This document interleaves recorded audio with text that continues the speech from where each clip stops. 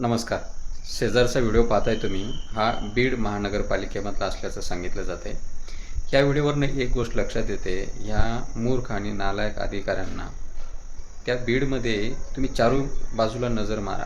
अनेक ठिकाणी तुम्हाला अनधिकृत बांधकाम दिसतील. लोकांनी रस्त्याच्या रस्ते हडप केलेले दिसतील. लोकांनी गायरान जमीन धरलेले आहेत त्या जिल्ह्यामध्ये अनेक एकर. ते ह्या मूर्ख लोकांना दिसत नाही. ते ही जी आजी आहे, तिचं हातावरचं पोट आहे. तुम्ही निर्दयपणे तिचं ते जे भाजीपाला उचलताय, त्या ट्रॅक्टरमध्ये टाकताय.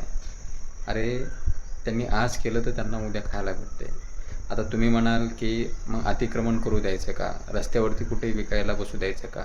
नका बसू देऊ ना. तिला एकदा नाही 10 वेळा सांगा, 50 वेळा सांगा, 100 वेळा सांगा. हे तुमचं काम आहे. त्याच्यासाठीच तुम्ही आहात. तुम्ही नोकर जनतेचे आहात, जनतेचे मालक नाही.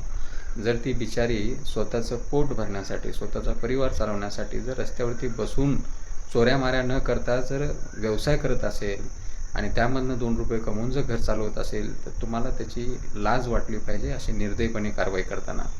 ह्या जे कोणी ही कारवाई केली असेल त्या अधिकाऱ्याचा जाहीर निषेध केला पाहिजे आणि त्या अधिकाऱ्यांचे कान धरून सांगितले पाहिजे, मूर्खा, अशी कारवाई केली जात नाही. कारवाई करण्यासाठी बडे जे लोक आहेत, ज्यांनी रस्ते अख्खे हडप केलेले आहेत, 2-2 मजली 3-3 मजली घरावरती म्हणजे जे मजले चढवलेले आहेत अनधिकृतरित्या, तू तिथं बघ ना, तिथं कारवाई करा. तुम्ही त्यांना शिकवा धडा.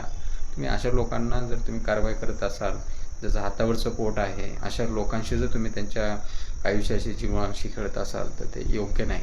ह्या कारवाईचा जाहीर निषेध झाला पाहिजे. जय हिंद, जय महाराष्ट्र.